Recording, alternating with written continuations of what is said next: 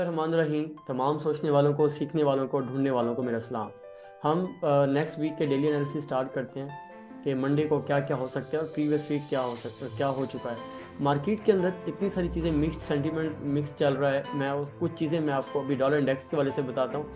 Dollar index को अगर आप स्क्रीन के ऊपर देखें तो लास्ट वीक ये डॉलर की ना हमारे पास न्यूज़ आई हैं जिसमें CPI as expected negative forecast की जा रही थी और नेगेटिव ही आई। और उसके बाद लास्ट फ्राइडे को जो हमारे पास न्यूज़ आई वो 57.9, जो सेंटीमेंट भी जो है वो भी अच्छा खासा जो है उसके अंदर डेविएशन हिट हुई।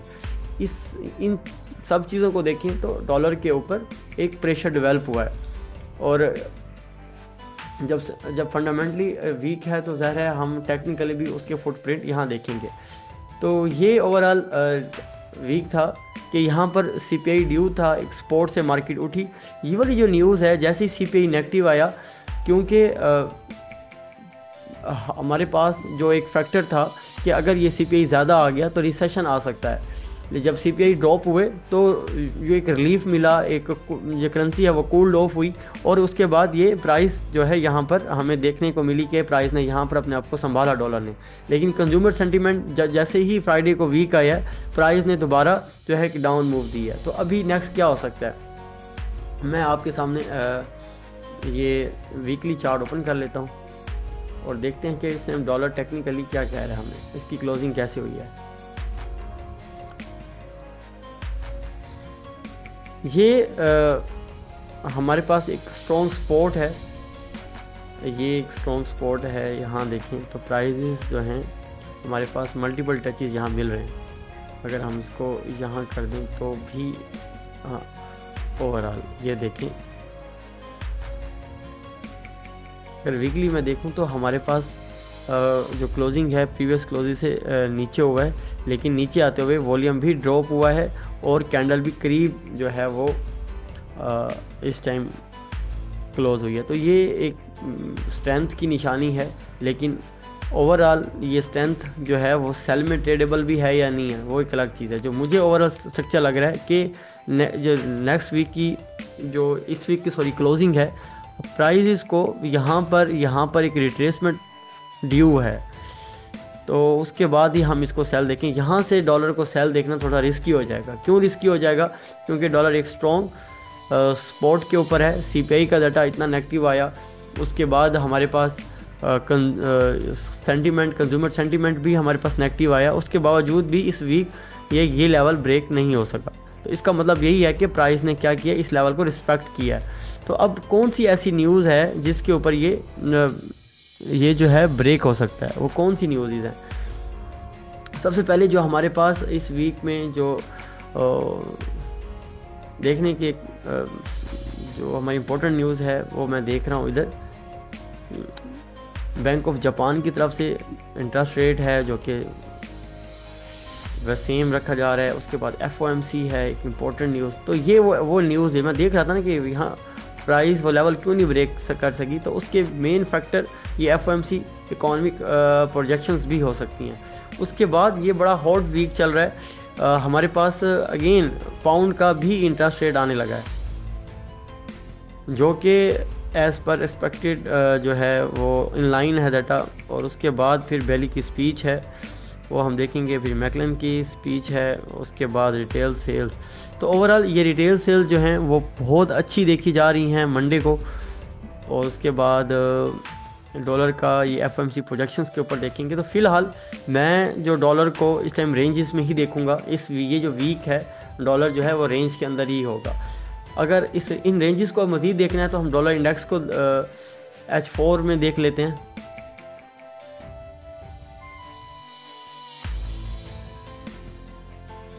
सेम के प्राइस इसको अगर यहाँ देखें तो शॉर्ट टर्म में बाइंग भी आई हुई है, यहाँ वॉल्यूम भी आया है सपोर्ट के ऊपर। तो ओवरऑल ये एक अच्छा एरिया होगा अगर यहाँ से आप डॉलर को सेल देखें तो मैं डॉलर को सेल में देखूंगा। लेकिन यहाँ सपोर्ट से थोड़ा सा दूर या रेजिस्टेंस पे आता है तो मैं इसको सेल देखूंगा। तो ओवरऑल ये मेरे एनालिसिस से एफओएमसी प्रोजेक्शन जब तक नहीं आती वो आएंगी आई थिंक वेडनेसडे को। तो मंडे और ट्यूसडे एक अच्छी रेंज ट्रेड मिल सकती है हमें।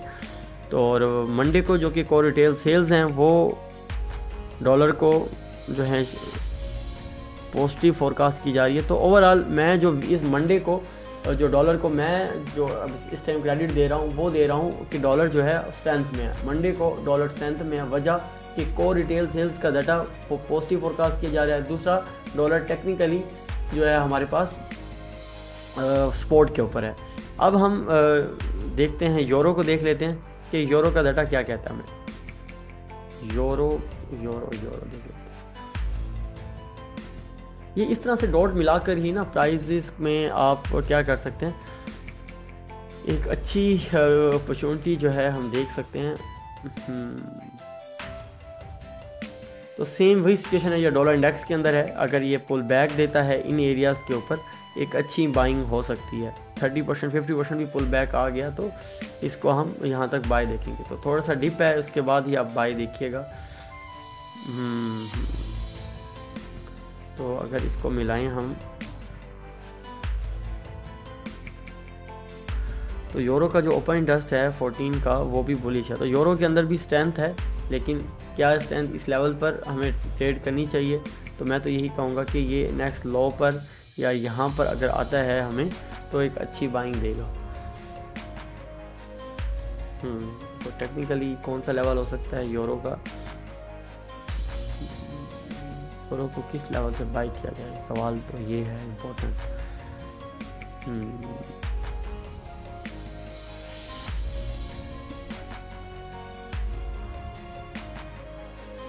यहाँ फिबोनाची रिट्रेसमेंट भी लगा सकते हैं। मैंने काफ़ी वीडियोस में बताया हुआ है फिबोनाची रिट्रेसमेंट कैसे लगाते हैं। सेम यही है कि प्राइजेज इन एरियाज़ पर यहाँ पर आएँ। प्राइस अगर आपको, मैं कहता हूँ ये एक अच्छा एरिया है, यहाँ पर अगर प्राइस मिलती है तो यूरो के अंदर ज़बरदस्त बाइंग हो सकती है। यूरो जो है वो बुलिश है। हाँ, कहाँ से बुलिश है आप इसको इन एरिया से देख सकते हैं। मैं फिबोनाची रिट्रेसमेंट से ना यूरो को बता देता हूँ आपको।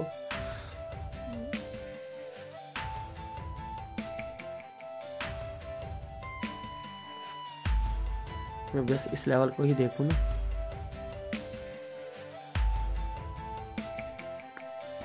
मैं सब ये 50 और 60 के लेवल को ही मैं मेंशन कर रहा हूँ। तो ये एरिया अच्छा होगा यूरो को बाय करने के लिए। तो और साथ में मैं देख लेता हूँ GBP USD को। GBP USD सेम ज़बरदस्त एक स्ट्रेंथ के अंदर खड़ा हुआ है, हाई ब्रेक किए हुए हैं, लेकिन लास्ट 5-6 बार्स को देखें तो प्राइस रेंज कर गई है। तो इस रेंज को GBP USD मैं कहता हूँ ज़्यादा मिक्स हुआ पड़ा है, क्योंकि 1 2 3 4 5 6 7 8 दिन से इसकी GDP भी वीक आई थी लास्ट वीक। तो इसके अंदर कोई अच्छी ट्रेड नहीं है, लेकिन यह है कि ये एक अच्छा एरिया होगा। यहाँ से 1.27 से इसको बाई किया जा सकता है। गोल्ड की तरफ आते हैं। बहुत से दोस्त गोल्ड को ट्रेड करते हैं, तो गोल्ड के अंदर क्या चल रहा है? मैं गोल्ड का चार्ट ओपन कर लेता हूँ, क्योंकि मोस्टली ट्रेडर जो है गोल्ड को ट्रेड कर रहे होते हैं।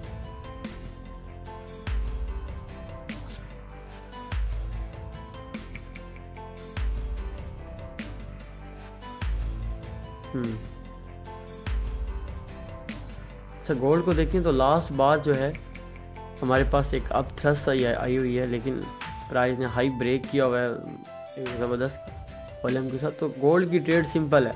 गोल्ड आपको ये न्यूयॉर्क सेशन के अंदर एक अच्छी बाइंग दे सकता है।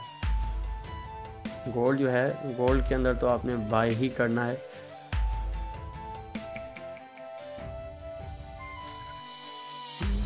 ये गोल्ड का एरिया मार्क कर लें। गोल्ड यहाँ पर अगर आपको एंट्री देता है तो अच्छी बाइंग क्रिएट होगी गोल्ड की। इन एरियाज़ के ऊपर आप यहाँ इसको चैनल लगा सकते हैं। तो यहाँ एक 29.58 का 29.68 का एक अच्छा लेवल होगा गोल्ड को बाय करने के लिए। BTC की बात कर लेते हैं। BTC की इस वीक की जो क्लोजिंग भी जो है वो डाउन हुई है, तो BTC का वॉल्यूम भी अब मैं देख रहा हूँ, तो BTC की सिंपल ट्रेड है। ये एरिया 89 और 907 और इसके करीब की जो भी एरिया होगा BTC को सेल कीजिएगा, बाय ना कीजिएगा। BTC की बड़ी अच्छी ट्रेड आ सकती है। USD CHF की देख रहा था कि एक रेंज बनी हुई है, USD CHF क्योंकि रिटेल सेल्स का डाटा अच्छा आ रहा है, तो आप इसको इन एरिया से यहाँ से कहीं से ना सेल कीजिएगा। अगर आप इसके यहाँ पर भी आए ना,